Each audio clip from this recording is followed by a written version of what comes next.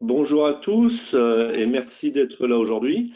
Alors, j'ai la chance de commencer ce webinaire en me présentant. Donc, Camille Verchery, je suis le dirigeant de VVR International et notre société est spécialisée depuis 20 ans dans l'assistance au développement industriel et commercial en Chine. Donc, on a 80 collaborateurs, 6 départements, dont un département sourcing, achat, qualité, industrialisation, qui a été d'ailleurs notre premier département en Chine puisque en 2008, ce département représentait à l'époque, à la grande époque du sourcing, 90 collaborateurs et 180 millions d'euros d'achats sous gestion. Alors bon, tout ça a évolué parce que la Chine a évolué, c'est l'objet de la journée, et j'aurai grand plaisir à vous expliquer ce que l'on fait aujourd'hui et justement l'évolution du sourcing en Chine, qui sera le sujet que je présenterai. Et je passe la parole à Zachary, qui est mon collègue sur l'Asie du Sud-Est. Donc, bonjour à tous et merci d'être connectés. Zachary Blondeau, je suis le directeur sourcing chez Source of Asia. On est une société d'accompagnement à l'international basée au Vietnam et qui rayonnons sur l'Asie du Sud-Est, que j'aurai l'occasion de présenter tout à l'heure. À l'instar de VVR, on est répartis sur 3 départements, dont le département sourcing dont je m'occupe et qui est notre département historique. C'est avec ça qu'on a commencé en 2007. Il a depuis suivi l'évolution de l'ASEAN également et on est aujourd'hui également diversifié sur notre approche. Je présenterai ça tout à l'heure et je laisse la main à Cédric Fromont. Merci Zachary, merci Camille. Bonjour à tous, donc Cédric Fromont, directeur associé de Valiance International. Pour notre part, donc, on est spécialisé sur l'accompagnement sur les marchés d'Europe de l'Est, en projet d'export, projet de sourcing qui nous intéresse aujourd'hui et d'implantation industrielle ou commerciale. Au même titre que mes confrères ici, on fait partie du réseau Globalian dont je vais vous présenter en quelques mots tout à l'heure. Et moi, pour ma part, je viendrai vous présenter l'alternative Europe de l'Est, effectivement, par rapport aux changements de la supply chain qui sont stratégiques aujourd'hui au niveau mondial. Et chacun apportera avec Camille son expertise Chine, Zachary son expertise Asie du Sud-Est, et moi pour mon expertise Europe de l'Est, essayer de vous donner un diaporama le plus complet possible sur les solutions et la situation actuelle pour vos approvisionnements aujourd'hui à l'échelle mondiale, qui n'a jamais été un sujet autant d'actualité. Alors aujourd'hui, normalement, on avait Gilles, de la. Je ne sais pas si vous me recevez.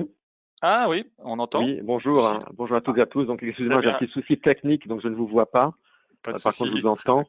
Donc, oui, rapidement pour le petit mot de bienvenue. Donc, je me présente. Donc, Gilles Wendling, je dirige une équipe d'experts internationale à la Banque Populaire Alsace-Lorraine-Champagne. Par contre, c'est au nom des banques populaires que je souhaitais vous souhaiter la bienvenue à ce 3e webinaire animé donc par notre partenaire Globaliance. Donc, pour resituer, les banques populaires travaillent depuis 3-4 ans avec Globaliance, qui est un réseau d'experts localisé à l'international et qui couvre une 40aine de pays. Mes collègues ici présents vous présenteront dans quelques instants leur réseau que nous, experts banques, utilisons comme boîte à outils en fonction de vos demandes. À noter que votre chargé d'affaires entreprise et l'expert international de la banque restent vos points d'entrée pour diagnostiquer vos besoins et pour vous apporter des solutions. Et nous recourons donc, si nécessaire, à nos différents partenaires, donc comme Globaliance ici présent, mais comme Pramex également, la COFAS, ou des acteurs de cet écosystème comme la BPI, la Team France Export par exemple. Pour revenir à ces animations, nous vous proposons depuis le mois de mars 1 à 2 webinaires chaque mois sur des sujets d'actualité pouvant intéresser le plus grand nombre dès lors que vous avez une activité ou un projet à l'international. Un replay vous est proposé. Si vous ne savez pas où récupérer ces vidéos, je vous invite à vous rapprocher de votre expert banque. Alors le sujet du jour qui nous fera voyager de l'Asie à l'Europe centrale avec des coups de projecteur mis sur la Chine incontournable, la zone asiane avec une approche globale et l'Europe de l'Est comme zone de sourcing de proximité seront animés donc par nos amis Camille, Zachary et Cédric. Et sans plus tarder, je vous cède la parole. Et encore excusez-moi de ces petits soucis techniques. Merci beaucoup, Gilles. Le plus important, c'est que vous ayez pu vous connecter et donc on a pu. Merci pour ces efforts. Donc on va reprendre la main effectivement sur le sujet du jour. Donc on a un timing, on va essayer de respecter le timing d'une heure, même si le sujet est vaste et les enjeux sont importants. Je vais commencer par présenter le réseau, effectivement, comme Gilles l'a un peu introduit. À l'origine, pour vous expliquer qui nous sommes un réseau de sociétés spécialisées dans l'accompagnement à l'international, hein, sur chacun de nos pays. On a créé ce réseau en 2015 sur la base d'un constat qui était qu'on était tous experts de notre zone et de nos pays depuis 15 à 20 ans pour chacun d'entre nous. On était tous des entrepreneurs francophones basés dans nos pays depuis de nombreuses années, ayant accompagné un grand nombre d'entreprises et d'institutions et d'organisations dans leurs projets de développement international, que ce soit des projets d'export, de sourcing ou d'implantation, comme je le disais. Et on s'est dit effectivement que l'objectif, c'était de pouvoir apporter une solution pérenne et commune à l'ensemble des entreprises françaises qui aujourd'hui cherchent des solutions efficaces et opérationnelles sur chaque pays, avec des experts locaux qui connaissent le tissu local, mais qui sont aussi français ou francophones pour l'approche effectivement opérationnelle et interculturelle. Et donc aujourd'hui, le réseau, c'est un peu plus de 450 collaborateurs, hein. On a commencé, moi je suis même quand même cofondateur, et Camille notamment aussi. On était 4-5 membres à l'origine. Aujourd'hui, on est 17 membres, on a 27 bureaux répartis dans le monde, on couvre un peu plus de 73 pays entre des membres et des membres affiliés, et on a des équipes de plus de 450 collaborateurs sur l'ensemble des marchés. Et c'est ces collaborateurs-là qui sont au cœur des opérations, notamment de sourcing dont on parle aujourd'hui, puisqu'on a tous dans nos zones de sourcing des chargés de projet industriels, qualité, comme disait Camille, achat, comme disait aussi Zachary. Et donc c'est cette expertise-là qu'on vient vous mettre à disposition aujourd'hui.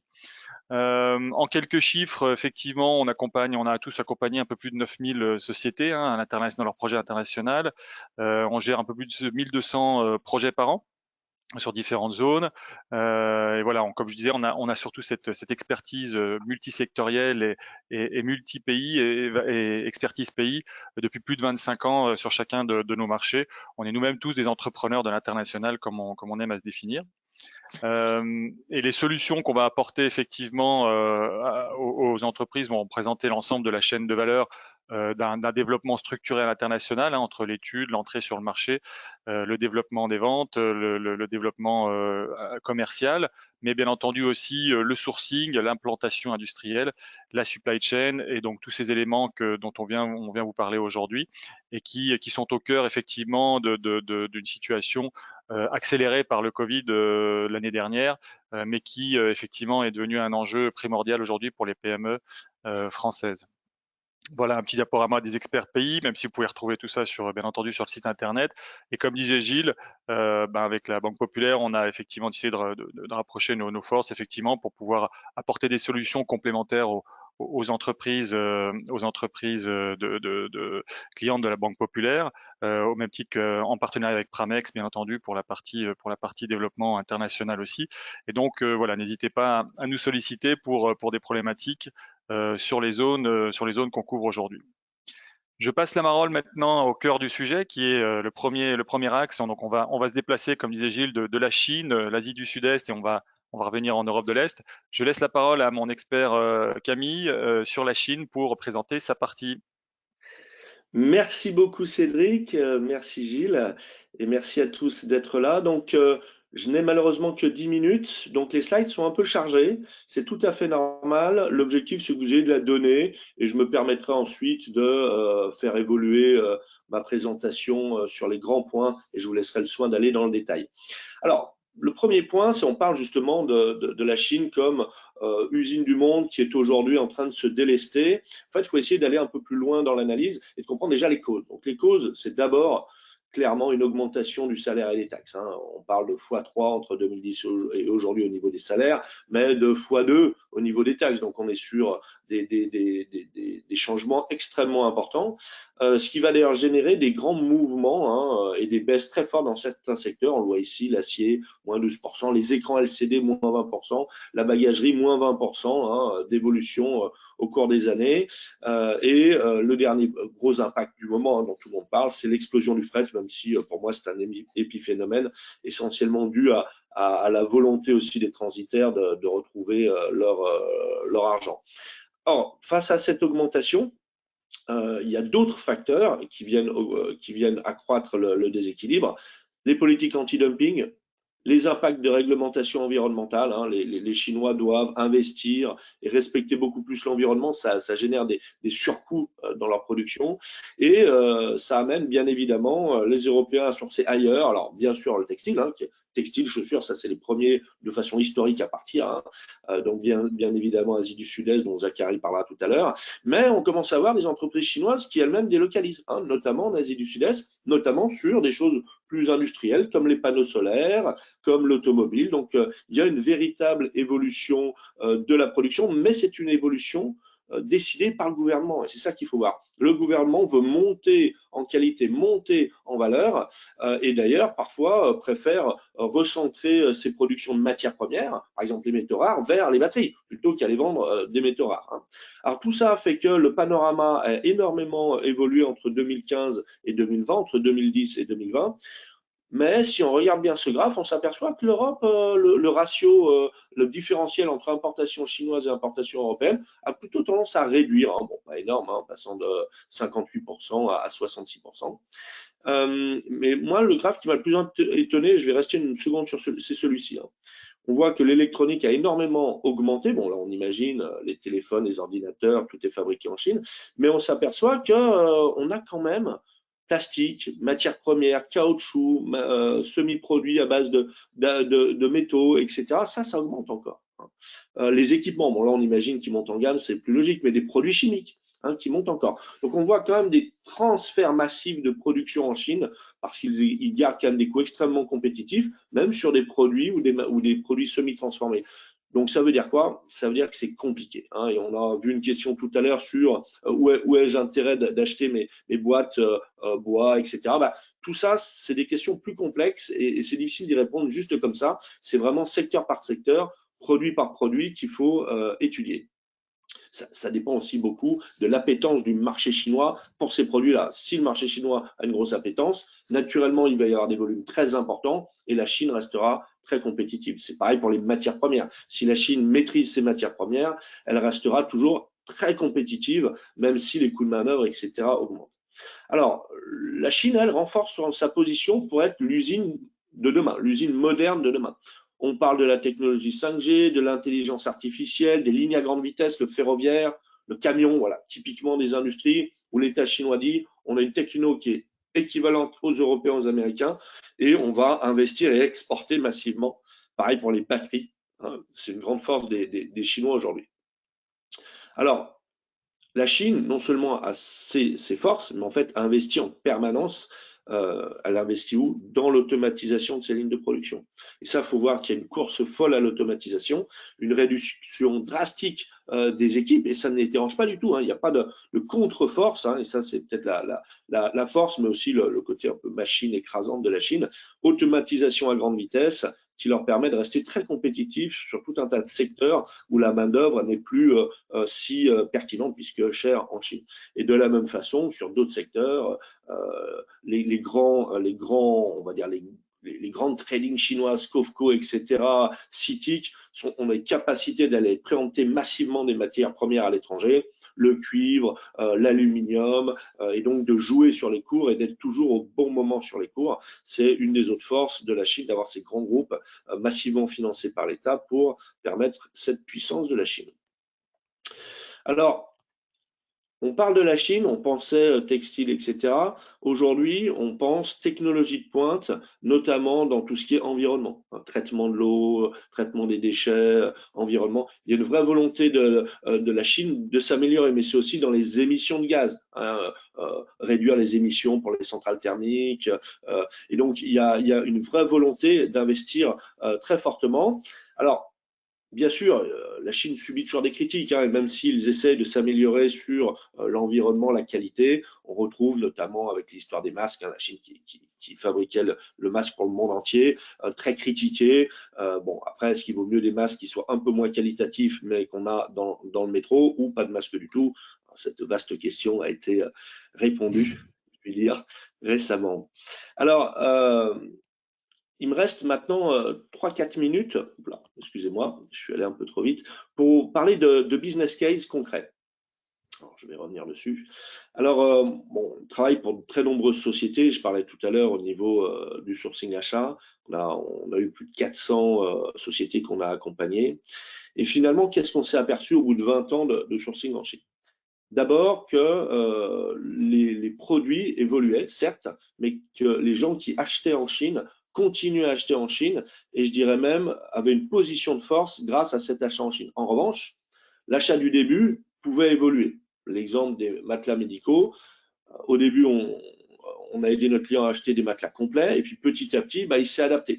Il s'est dit, tiens, finalement, le matelas complet, j'ai plutôt intérêt d'intégrer une partie en France pour être plus flexible, plus qualitatif, plus adaptable, plus réactif, etc. Et finalement, sourcer que des composants. Donc ça se fait pas mal. On commence par un produit complet, puis après, on source des composants parce qu'on intègre en France une partie de l'assemblage finalement.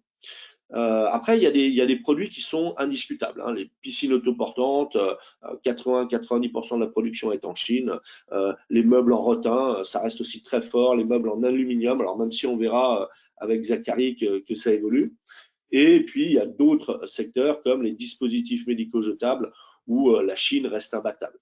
Donc, de façon générale, et ce sera ma conclusion, la Chine évolue, des nouveaux produits sont à sourcer en Chine, des produits plus technologiques, voire même de la nouvelle technologie. On pense aux batteries lithium, mais on pense aujourd'hui aux caméras, on pense aujourd'hui au laser, on pense aujourd'hui à des équipements techniques, des équipements de production qui sont sourcés en Chine, des stérilisateurs, un client qui achète des stérilisateurs en Chine. Donc, ça reste une base en pleine évolution. Et donc, la question, c'est pas est-ce que je dois ou dois pas acheter en Chine, c'est comment me positionner pour profiter de cette force, mais ne pas être non plus dépendant de cette Chine totalement, parce que si on en est dépendant, on subit les problèmes Covid, les problèmes de transport, et il est important pour tous nos clients de réfléchir à d'autres solutions alternatives. Et c'est là où je vois la pertinence de Globaliance pour nos clients, parce qu'un client qui source bien dans le monde est un client qui se développe, donc qui achète plus. Hein. C'est pour ça qu'on n'hésite pas à se présenter les clients pour qu'ils apprennent à mieux sourcer. Et notamment, on prend l'exemple des dispositifs médicaux jetables. La Chine était impeccable sur les masques, mais finalement sur les blouses, sur les gants, avec Zachary, avec Cédric, ils ont trouvé d'autres sources. Et je vais laisser Zachary reprendre la présentation.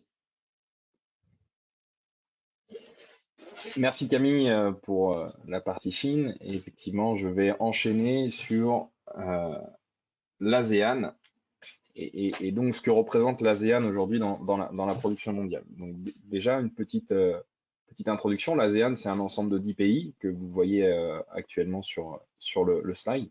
Ça représente 650 millions d'habitants. C'est une zone en très forte croissance. Depuis 20 ans, il y a une croissance annuelle moyenne de 5% sur l'ensemble de ces pays-là. Et ça représente déjà la 3e force ouvrière mondiale. Alors, l'intérêt et à la fois la complexité de l'ASEAN, c'est que c'est un ensemble de pays. Qui plus est, ces pays-là sont avec des profils et des avancements très différents.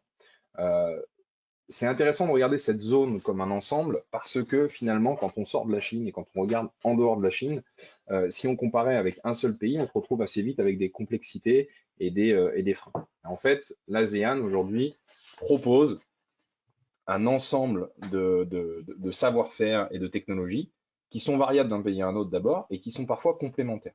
Vous pouvez le voir ici sur cette présentation. Finalement, on retrouve des industries comme le caoutchouc dans différents pays qui sont en fait des pays qui ont des forêts d'EVA, de bois EVA dont est tiré le caoutchouc. Mais à la suite de ça, leur industrie va être adaptée d'une manière plus ou moins poussée sur la transformation de ce caoutchouc. Et donc, certains pays vont se focaliser sur une transformation simple ou éventuellement pas de transformation du tout, là où d'autres vont essayer d'avoir la supply chain complète. Donc, quand on regarde aujourd'hui l'ASEAN, on se retrouve finalement avec des secteurs, parfois les mêmes secteurs dans un pays et un autre, parfois des secteurs très très spécifiques à un pays en particulier. Alors tout à l'heure, Camille parlait de l'industrie textile, et effectivement, on retrouve cette industrie textile au Vietnam, au Cambodge, en Birmanie. Mais en fait, la question finalement qui se pose à ce moment-là, c'est pourquoi aller dans un pays plutôt qu'un autre? Alors en fait, cette zone ASEAN, finalement, elle est très large, elle est très déchiquetée d'un point de vue géographique, et puis surtout, elle est avec des accès aux matières premières assez différentes. En fait, elle représente beaucoup de paramètres à prendre en compte lorsqu'on se focalise sur cette zone-là.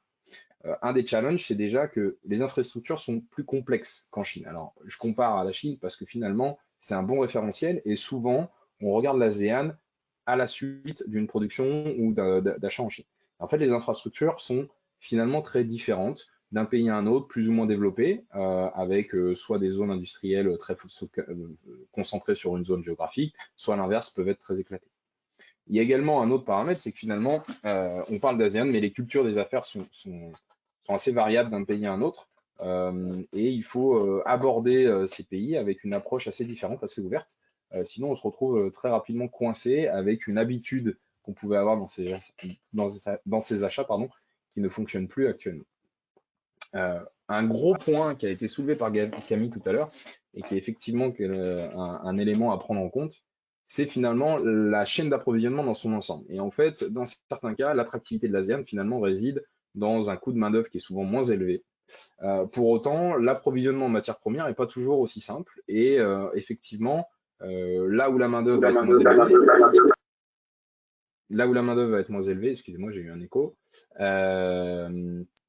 À l'inverse, l'approvisionnement en matières premières va peut-être se retrouver soit plus élevé, soit plus complexe. Et donc, il faut regarder l'ensemble de la supply chain et non pas juste l'attractivité purement des salariés pour évaluer la compétitivité ou non d'un pays. Et puis, il y a un dernier point finalement qui est assez intéressant dans ce que tu disais, Camille. Il y avait un élément notamment sur Nike, Gap, qui ont bougé une grosse partie de leur production sur le Vietnam. C'est que les chiffres à l'export sont également boostés entre guillemets par les gros faiseurs. Et dans certains cas, dans certaines industries, un pays d'ASEAN peut paraître très attractif, mais parce qu'en fait, des gros faiseurs, alors on parle dans le textile de Nike et Gap, dans l'électronique, on peut parler de Samsung et Apple, qui installent leurs usines et leur chaîne de production dans un pays, donc boostent énormément les chiffres à l'export sur cette zone-là, mais en réalité, il y a très peu de place pour un industriel de plus petite taille ou qui n'a pas la capacité de créer sa propre usine. Alors, au milieu de tout ça, finalement, les opportunités sont diverses. On a parlé d'une main-d'œuvre compétitive et qualifiée, c'est le cas. Le fait d'avoir une diversification régionale est aussi un atout. Et ça a été mis en valeur avec le Covid, mais c'est pas uniquement ce principe-là. On le voit également avec les coûts du sea freight. Le fait d'avoir une production diversifiée et pas forcément uniquement sur la Chine permet de répondre finalement à des problématiques, que ce soit le nouvel an lunaire qui a lieu sur la Chine, le Vietnam, mais par exemple n'est pas le cas en Indonésie. Les coûts de transport qui vont bouger et augmenter dans une zone plutôt qu'une autre, mais pas toujours à la même date.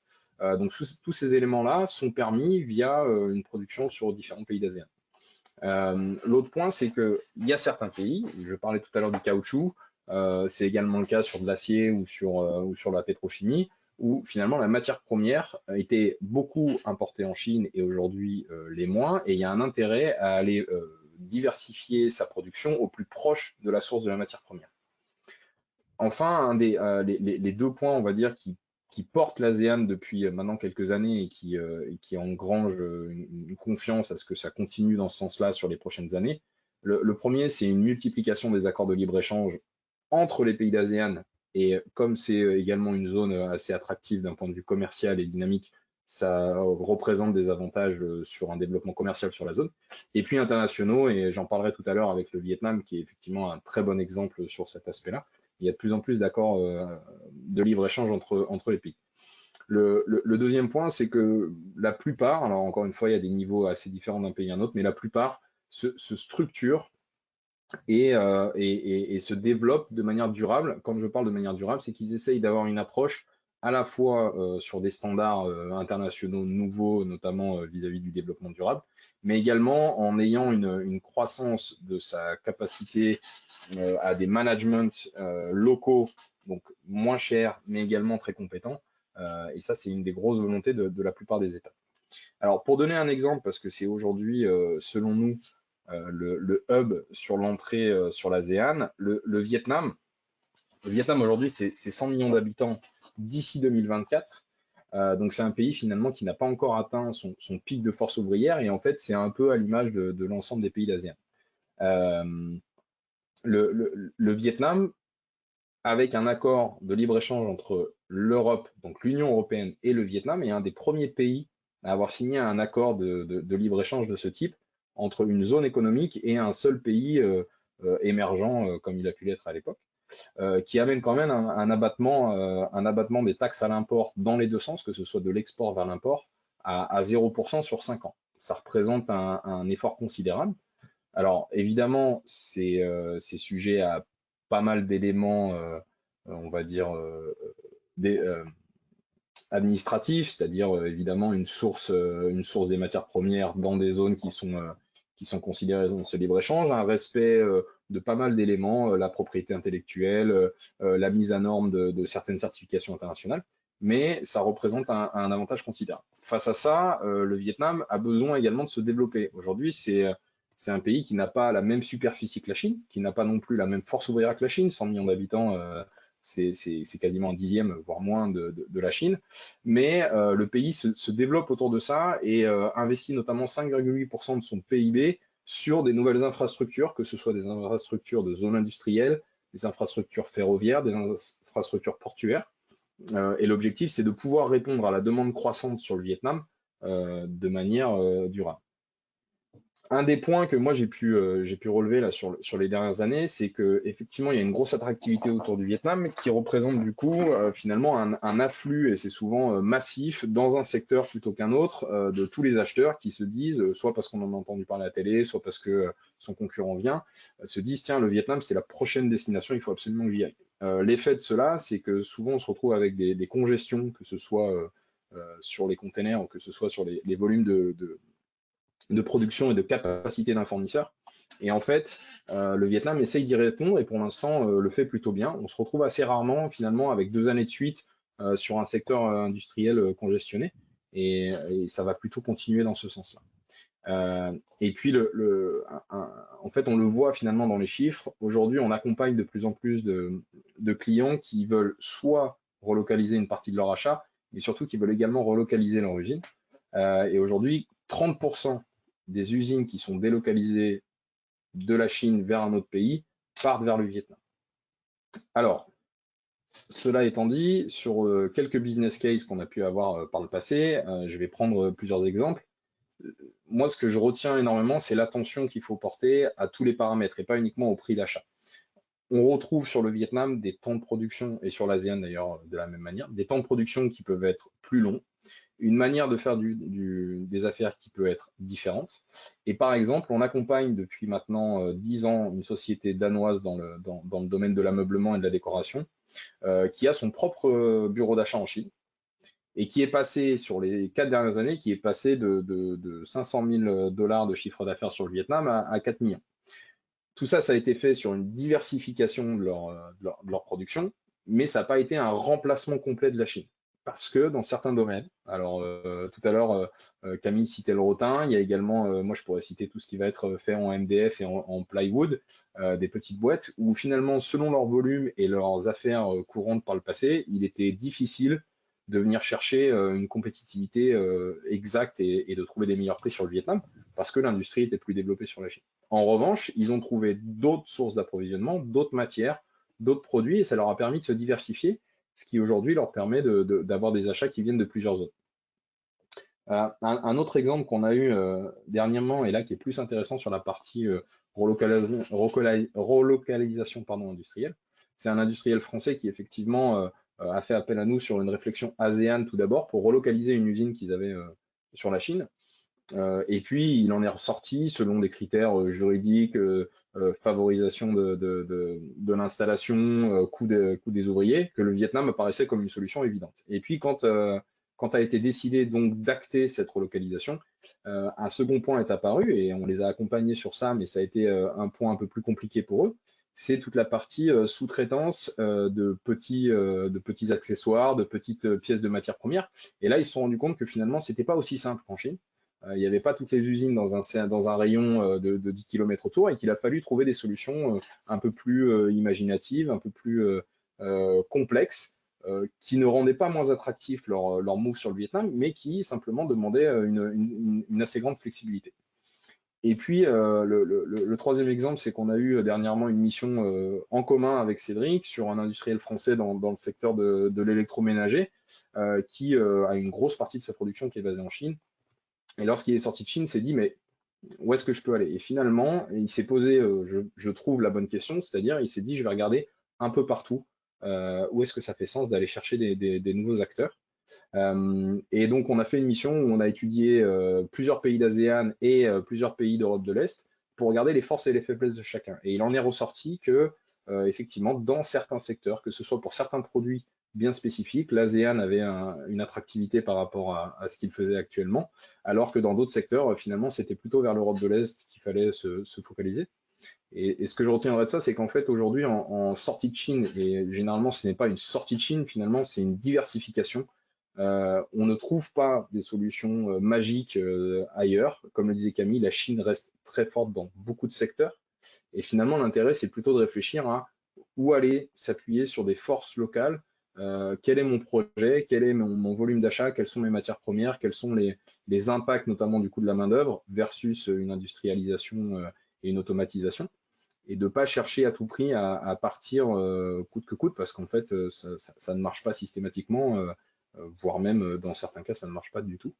Et dans cette approche-là, il faut essayer de regarder large, de vraiment se concentrer sur les points forts de son produit, pour ensuite regarder le pays ou les pays qui peuvent apporter une solution sur ces zones-là. Je vais laisser maintenant Cédric présenter l'Europe de l'Est, qui a d'autres atouts et notamment d'autres avantages. Merci beaucoup, Zach. Donc, effectivement, moi, je viens présenter la troisième zone du jour, qui est l'Europe de l'Est, et que je résume par le sourcing de proximité. Alors, c'est une bonne transition sur le client qu'on a en commun, qui pour soit dit en passant, est une multinationale. Hein, c'est un groupe mondial. Donc, c'est ça la vraie différence aussi, c'est que les groupes mondiaux et multinationales se posent une vraie réflexion stratégique. Et donc, dans ce sillon-là, on va avoir bien entendu l'ensemble des PME et ETI qui sont nos cœurs de clients aujourd'hui. Mais on a aussi cette réflexion des groupes mondiaux qui réfléchissent à une redistribution de leur sourcing. Alors, l'Europe de l'Est, pour reprendre un peu le dernier axe là-dessus, aujourd'hui, on est clairement dans une stratégie de sécurisation et diversification des approvisionnements par les ETI, PME. Comme l'a dit un peu Zach, aujourd'hui, on n'est pas à éliminer la Chine, bien entendu. On est à surtout chercher une solution de proximité en complément de la Chine. Hein. On est vraiment sur ce domaine-là. Il faut savoir que nous, au niveau de Valiance Internationale, depuis l'année passée, on est à peu près à plus 30-40% de demandes de sourcing, de relocalisation, de projets, en tout cas de trouver des alternatives à la Chine. Alors, beaucoup ont été accélérés par le fret, et là, je suis assez d'accord avec Camille, c'est un épiphénomène, et je pense que ça. Mais au-delà de ça, il y a une réflexion profonde qui a été depuis des années de se dire finalement, aujourd'hui, le problème de fond, il n'est pas de savoir si la Chine est compétitive ou pas. Le problème de fond est de savoir c'est à quel point je peux être dépendant de la Chine. Et quand on a des entreprises, là pas plus tard que la semaine dernière, je parlais d'une entreprise française qui fait 150 millions d'euros, qui a 80% de sa production en Chine aujourd'hui. Et donc le risque est clair, comme dans tout business model qui se doit, on ne peut pas être dépendant à 80% d'un pays ou d'une usine ou d'un site, etc. Et donc c'est surtout comment diversifier et sécuriser ces approvisionnements, que ce soit avec l'Europe de l'Est, l'Asie du Sud-Est ou même d'autres zones que peuvent être la Turquie ou l'Inde. Il y a clairement effectivement un besoin d'une prise de réflexion qui a été accélérée ces derniers temps sur des solutions alternatives. Et donc l'Europe de l'Est aujourd'hui, c'est quoi? C'est quand on vient faire appel à nous, c'est je veux raccourcir mes délais de livraison, je veux une plus grande flexibilité en termes de volume, je veux maîtriser mes fournisseurs avec plus de proximité parce que la Chine c'est loin, l'Asie c'est loin, je sais pas comment faire, je les vois pas, je peux plus voyager, je veux maîtriser les coûts aussi, la hausse des coûts venus d'Asie que je maîtrise plus du tout, je veux mieux appréhender les différences managériales interculturelles. On a parlé de l'interculturel de l'Asie et c'est vrai qu'il y a beaucoup de problématiques à ce niveau-là aussi de sociétés qui ont du mal à gérer cette relation interculturelle et managériale. Et puis il y a aussi le fait de vouloir afficher une production européenne, bien entendu, qui est de plus en plus importante auprès des grands donneurs d'ordre européens, où il faut pouvoir dire Made in Europe. Et dans ce cadre-là, effectivement, l'Europe centrale et orientale est devenue une destination stratégique. Alors, quels sont les atouts un peu de cette zone en termes de sourcing et de localisation? La localisation, effectivement, par définition, hein, puisqu'on est très proche de l'Europe, proche de la plupart des grands centres de décision européens. Tous ces pays-là sont, voilà, vous avez la carte logistique ici, mais ça vous permet d'être rapidement à 1 heure ou 2 en vol de vos fournisseurs. Ensuite, c'est membre de l'Union européenne pour la plupart de ces pays-là. C'est une croissance économique et stabilité politique. Alors un peu à l'image de l'Asie du Sud-Est, on est sur des pays qui ont connu des croissances entre 3 et 5% par an depuis 20 ans, et donc avec une stabilité relativement intéressante. Et puis le fait d'être entré dans l'Europe leur a apporté une stabilité politique qu'ils n'avaient pas avant. Et puis les fonds européens, il ne faut pas oublier effectivement que des pays comme la Pologne, c'est plus de 100 milliards de fonds européens sur cette période actuellement, qui boostent effectivement l'économie locale et qui permet de s'équiper en automatisation, en machines, ce qu'on ne trouve pas aujourd'hui dans les usines européennes de l'Ouest. Nos clients sont toujours très surpris quand ils viennent visiter des usines en Europe de l'Est de niveau de performance des machines et des équipements qui sont d'ailleurs utilisés à 30 ou 40% de leur capacité. Mais ça, c'est un autre sujet. Mais en tout cas, effectivement, des équipements qui ont permis d'être financés par les fonds européens. Alors l'Europe de l'Est, c'est aussi une forte compétitivité. Pourquoi? Parce qu'il y a la main-d'œuvre déjà, effectivement. Et ce qui est intéressant sur l'Europe de l'Est, c'est que vous avez une main-d'œuvre relativement accessible et des compétences métiers. Vous avez des usineurs, de l'injection plastique, vous avez des métiers électroniques, électriques. Vous allez trouver une bonne partie des compétences métiers sur ces pays-là. Le coût qui reste, même s'il est plus élevé que ce qu'on va trouver en Asie encore, on reste sur un coût relativement modéré par rapport à l'Europe de l'Ouest. Et enfin, un management interculturel un peu plus facilement gérable, notamment pour les pays du nord de l'Europe de l'Est, qui sont la Pologne, République tchèque, Slovaquie, Hongrie, où on va trouver des jeunes générations de managers qui sont déjà au niveau des Européens de l'Ouest, ce qu'on a moins en Roumanie, Bulgarie par exemple, où là il faut investir un peu plus dans le management et dans l'interculturel, puisque les modes ne sont pas aussi matures. Et enfin, les monnaies sont favorables. Il faut savoir que, par exemple, sur la Pologne, le cours du zloty avec le Covid a perdu 10%. Et donc, ce qui fait qu'en termes de compétitivité export, effectivement, tant qu'il y a des monnaies locales, ça leur permet de faire le levier au moment où la situation est plus délicate. Ils sont plus compétitifs sur l'Europe et ça a permis finalement à maintenir une activité industrielle relativement élevée pendant la période Covid toute l'année dernière jusqu'à maintenant. Alors l'impact du Covid sur la stratégie de sourcing, on l'a vu, comme je l'ai dit, sur les nombres de demandes qu'on a pu recevoir nous, mais on le voit bien sur ces chiffres-là, effectivement, sur ces graphes, que depuis le Covid, depuis plusieurs années, les exportations ont largement augmenté. Depuis 2004, on a eu une augmentation moyenne de 10% par an. On a une compétitivité alors on fait le focus sur la Pologne, qui effectivement est devenue une zone de plus en plus exportatrice, un pays exportateur, une balance commerciale extrêmement positive, et qui s'est accéléré avec le Covid. Et sur la droite, vous avez le graphique. Les couleurs bleues, il n'y a pas de légende, mais représentent les mois d'avril et de mars et d'avril l'année dernière. Et puis le gris représente le décembre. On voit bien que après une chute, forcément un peu comme partout sur les 2-3 premiers mois, la hausse de l'augmentation, tout le monde s'est rapatrié vers l'Europe de l'Est. Et aujourd'hui, la Pologne tourne à plein régime en termes de production industrielle dans beaucoup de domaines. Alors, je voulais faire un petit focus aussi sur le benchmark allemand. Finalement, l'Europe de l'Est, on a l'impression que les entreprises françaises, de temps en temps, le découvrent un petit peu comme solution alternative. Moi, quand je suis arrivé en Pologne, il y a 20 ans, il y avait une grosse tendance à venir délocaliser en Europe de l'Est, avec les grands sites automobiles, électroniques, etc. Ensuite, il y a eu beaucoup de départs en Asie. Et puis ensuite, on revient ici. On a l'impression qu'on découvre, mais il faut savoir que l'Allemagne, par exemple, pour l'Allemagne, l'Europe centrale, c'est le plus gros partenaire commercial au monde. Devant la Chine, ils exportent plus de l'Europe de l'Est que de la Chine. Donc ça fait longtemps que l'Allemagne a trouvé dans la Pologne, la République tchèque, Slovaquie, Hongrie des alternatives à du sourcing. Et donc ça, c'est un élément effectivement qui est important. On voit bien quand on cumule l'ensemble des pays d'import, la Pologne, Tchéquie, il n'y a pas la Slovaquie et la Hongrie là-dessus, mais on arrive sur des niveaux équivalents voire supérieurs à la Chine en termes d'import. Et donc ça, c'est important. Ça fait longtemps que ces pays-là sont devenus des alternatives. Alors maintenant, un petit focus sur les industries et comme on en venait, je vais faire un parallèle un peu avec Zachary et c'est la différence de la Chine. Ici, on parle de plusieurs pays et ça, c'est important. L'approche sourcing n'est pas du tout la même qu'une approche globale Chine. Ici, on va être sur une approche multi-pays avec des pays qui vont avoir leurs forces et leurs faiblesses, bien entendu. Je vous ai parlé des pays plus au nord, des pays plus au sud, en termes de maturité, de management, de culture. Et les secteurs qui ressortent, on va retrouver quand même des secteurs assez forts qui sont autour de l'automobile, de l'électronique, d'électroménager. On a les plus grands acteurs électroménagers, Bosch, Electrolux, etc., qui sont implantés ici. On a beaucoup de constructeurs automobiles, bien entendu. On a effectivement tout ce qui est ITC, équipements médicaux dans certains cas, mécanique, pharmaceutique.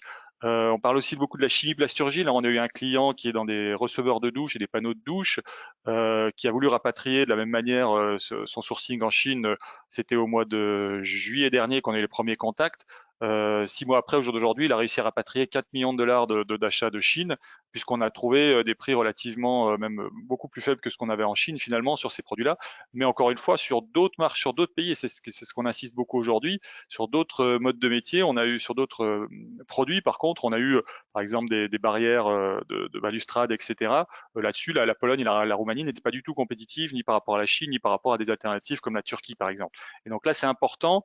On en revient sur le modèle qu'on avait eu, qui est très explicite de ce qu'a dit Camille tout à l'heure sur les équipements médicaux en pleine Covid l'année dernière, où certains produits étaient plus intéressants en Chine, d'autres en Asie du Sud-Est parce qu'il y a de l'accès à la matière sur certaines choses, et d'autres en Europe de l'Est pour des choses plus spécifiques. Et donc ça, c'est important à prendre en compte. Une fois qu'on s'est dit ça sur cette solution de sourcing de proximité en Europe de l'Est, qu'est-ce qu'il faut prendre en compte en termes de challenge? Alors aujourd'hui, on a un peu le même cas qu'en Chine aujourd'hui, c'est que le succès de ces pays-là en font qu'il y a, commence à avoir des pénuries de main-d'œuvre dans certains métiers. On n'a pratiquement aucun chômage en Pologne et en République tchèque aujourd'hui, hein. Donc, il faut savoir que ça commence à être difficile. On a beaucoup de clients qui ont des usines en Pologne qui ont du mal à recruter des personnes, même si on a eu la plus grande vague d'immigration en Europe sur les dernières années, qui est des Ukrainiens. On a plus de 2 millions d'Ukrainiens en Pologne. On n'en parle pas beaucoup, mais effectivement, ce qui fait que ça permet de maintenir le marché du travail. Mais aujourd'hui, c'est une vraie question qu'il faut se poser quand on vient en Pologne, quand on vient chercher des métiers. Beaucoup sont partis, bien entendu, en Europe de l'Ouest. On a une des démographies aussi les plus faibles d'Europe. Ça, c'est important aussi à prendre en compte, surtout la Pologne. Et ça va devenir un vrai sujet pour les prochaines années. Et on a un relativement faible niveau d'investissement des PME locales. Il faut savoir que les gouvernements d'Europe de l'Est se sont mis assez tard à se rendre compte qu'effectivement la main-d'œuvre était une chose, mais qu'il faut investir dans le R&D pour évoluer, un peu ce que fait à l'image de la Chine, hein, bien entendu. Et aujourd'hui, ils commencent à prendre le pli. On a les fonds européens qui sont beaucoup dirigés vers des entreprises innovantes, R&D, etc.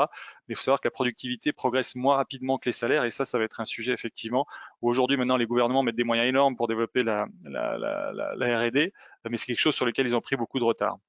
Et enfin, un dernier point, effectivement, des challenges, et on va le retrouver effectivement, alors c'est victime un peu de leur succès pour le dernier point, un fort taux d'occupation des usines, quand je vous parlais effectivement de notre client dans les ressources de douche, mais on a le cas dans beaucoup de domaines. Quand on contacte des fournisseurs en Europe de l'Est aujourd'hui, ils nous disent tous qu'ils ont des carnets de commandes remplis, qu'il faut effectivement arriver avec des projets très concrets et très valorisants, mais sur lesquels effectivement les usines commencent à tourner à plein régime, et donc ça demande de pouvoir être très présent auprès d'eux pour pouvoir être approvisionné. Et enfin, l'accès à certaines matières premières, pareil, est devenu compliqué. C'est pas parce que c'est l'Europe de l'Est qu'il n'y a pas les mêmes soucis d'approvisionner depuis la Chine certaines matières ou depuis l'Asie, même si on a une ligne directe ferroviaire de Chine en Pologne et qu'il y a des moyens de faire venir certains produits. Mais en tout cas, effectivement, sur des matières plastiques, on parlait de l'acier qui est connu maintenant, on parlait de l'électronique, on va avoir les mêmes problématiques, et donc ça devient important de devoir diversifier ses sources d'approvisionnement avec un complément une visibilité complète entre les sources de matière Chine-Asie et la performance de production locale. Et souvent, on a des clients qui vont jumeler un peu les deux, effectivement, qui vont avoir des familles de produits plus stratégiques, plus lourdes, où la matière est importante sur l'Asie, et puis les systèmes la finition, la transformation des pièces, des produits, les assemblages, etc. vont se faire en Europe de l'Est pour des raisons de proximité et de suivi qualité de ces fournisseurs. Voilà, j'ai essayé d'être à peu près dans les temps. Il reste un petit peu de temps pour des questions-réponses, j'imagine. Et est-ce que d'abord, il y a peut-être le programme des webinaires, des prochains webinaires? Je ne sais pas si on passe d'abord à ça avec Gilles, peut-être, ou... On peut juste très rapidement rappeler que l'on poursuit la série de nos webinaires qu'on a commencé en mars jusqu'à fin juin. Donc déjà, vous pouvez prendre rendez-vous pour celles qui sont intéressées le jeudi 6 mai à 10h, où on abordera un nouveau sujet qui traitera de la RH à l'international. Donc on abordera aussi bien les questions de recrutement, de formation, d'hébergement des personnels et de coaching. Donc n'hésitez pas à vous inscrire à ce webinaire le 6 mai à 10h. Et effectivement, le programme, alors qui est un peu petit, mais on vous communiquera ce programme au fil de l'eau, fera encore qu'on animera 3 autres webinaires jusqu'à fin juin. Nous arrêterons ensuite pendant la période des congés d'été, et nous espérons pouvoir reprendre dans un rythme également de webinaires par mois à compter du mois de septembre. Merci Gilles. Alors, je ne sais pas si Maëlle, tu as accès aux questions. Oui, alors on a reçu une question au moment des inscriptions concernant une recherche de fournisseurs de coffrets en bois en Asie. Est-ce que vous avez des éléments éventuellement de réponse à donner? Alors, nous, de notre côté, on a travaillé pour différentes sociétés qui font des coffrets bois, plexiglas, enfin de carton, pour faire des coffrets de qualité pour les vins spiritueux, les montres, etc. Et on voit effectivement que la Chine est très performante. Néanmoins, je ne serais pas étonné qu'aujourd'hui, il y ait dans d'autres pays une activité de ce type-là. Alors, juste pour expliquer la performance de la Chine, ça vient du fait que le monde entier s'approvisionne en Chine, mais ça vient aussi du fait que les Chinois eux-mêmes sont très friands de ces packaging très luxueux. Néanmoins, j'imagine, comme il y a beaucoup de main-d'œuvre et que cette main-d'œuvre est compliquée à garder en Chine aujourd'hui à des prix bas, qu'il puisse y avoir d'autres intérêts. Donc, je te laisse, Zachary, intervenir sur ce point-là. Bah, je vais aller un peu dans ton sens. C'est vrai que pour moi, aujourd'hui, il y a un intérêt à regarder à la fois la Chine et certains pays d'ASEAN. Finalement, la réponse va être un peu multiple, c'est-à-dire que ça va dépendre du niveau de qualité attendu, de l'essence de bois qui est utilisée, des quantités qui sont recommandées. Moi, je vous inviterai à prendre contact avec nous et à ce qu'on étudie à la fois en Chine et en ASEAN la possibilité, mais c'est vrai qu'il n'y a pas une vérité exacte. On ne peut pas vraiment vous répondre aujourd'hui, aller en Chine ou aller au Vietnam ou aller en Indonésie. Ça va dépendre des différents facteurs cités tout à l'heure. Alors c'est souvent des questions, je rebondis un peu là-dessus de manière plus large, c'est souvent des questions qu'on nous pose aussi que quand on vient nous voir en premier lieu, c'est où est-ce que je vais sourcer, où est-ce que je vais approvisionner. Alors s'il y avait une réponse s'il y avait une réponse miracle, ça se serait, et je pense que vous le sauriez avant nous. Bien entendu, ça demande comme vous l'avez compris, il y a énormément de facteurs quand on fait nous tous un process de sourcing, même si chacun a sa spécialisation sur chaque pays, il y a quand même un ensemble de facteurs qu'il faut valider en amont, et Zachary les a balayés tout à l'heure effectivement, mais on parle de matière, on parle de poids de la main-d'œuvre dans la production, on parle de volume, on parle de volume prévu, de volume réalisé, de volume prévu, on parle de la capacité interne même de la société à savoir gérer des flux logistiques et des flux d'achat. Il y a énormément de choses qui sont intra et extra entreprises qui font qu'un pays est plus compétitif qu'un autre. Et nous, effectivement, on va être capable sur nos différentes zones d'aller apporter des expertises et des analyses sur ces différents points-là. Mais après, chaque cas est individuel, et finalement, même sur ma zone à moi qui représente 10 pays, bien entendu, on a des expériences sur certaines familles de produits, mais chaque cas est différent, et finalement, on va reprendre à chaque fois la démarche d'aller regarder les fournisseurs dans chaque pays pour voir certaines fois le ratio main-d'œuvre n'est pas forcément, bien entendu, toujours la solution à un prix plus bas. Il y a beaucoup d'autres facteurs d'automatisation, de matière, etc., qui rentrent en compte, qui font que de temps en temps, les pays un peu plus développés sont peut-être plus intéressants certaines fois que des pays moins développés. Et donc ça, c'est des éléments clés à prendre en compte. Ouais. Je dis toujours dans le sourcing, suivez vos concurrents. Pour ouvrir des nouvelles voies, ça c'est toujours compliqué. Peut-être vous pouvez nous éclairer comment vous vous coordonnez au niveau des projets entre vous. Alors, je vais peut-être répondre dans un premier temps, mais c'est vrai qu'on a plusieurs sujets, et finalement, ça dépend aussi de la demande client. Mais pour reprendre l'exemple tout à l'heure de la multinationale dans le secteur de l'électroménager, on a généralement une approche commune où on essaye de comprendre ensemble la problématique du client. Derrière, comme les problématiques terrain sont assez différentes, on va travailler de notre côté, et souvent on a une remise en commun avant de revenir vers le client. On va comparer, et généralement, en fait, on essaye de regarder assez rapidement ce qui fait sens de pousser plutôt qu'un autre. Parce que au-delà de l'aspect tout explorer, il y a aussi des potentiels qui se révèlent assez rapidement finalement dans une étude, alors au tout début ou au cours de l'étude. Et dans ces cas-là, il faut savoir basculer et prioriser là-dessus. À l'inverse, on a des projets où finalement c'est un peu chacun de notre côté, parce que, encore une fois, la demande client finalement ne nécessite pas une mise en commun, mais c'est plus tout simplement d'explorer des problématiques. Quoi qu'il arrive, souvent on discute entre nous quand même pour regarder et orienter le client de la meilleure manière sans perdre à la fois du temps et de l'argent et de l'énergie. Surtout, voilà, pour donner Ouais, pardon, vas-y Camille. Ouais. Ouais, je voulais dire, ce qu'il faut rappeler ici, c'est que nous, notre boulot, c'est d'aider nos clients à acheter en direct chez le fournisseur et le moins cher possible. Donc, on a tout intérêt, nous, à ce qu'il ait directement trouvé le bon pays. Donc c'est pour ça que nos intérêts sont vraiment alignés. C'est pour ça qu'on aime communiquer, parce que ça sert à rien que Cédric perde du temps si le Vietnam ou que moi je perde du temps si c'est la Pologne le plus adapté. Et c'est pour ça qu'on n'hésite pas à envoyer le client là où ça va être le plus efficace et qu'on communique beaucoup entre nous. Et pour compléter ce que dit Isaac sur ce client électroménager, très clairement, c'est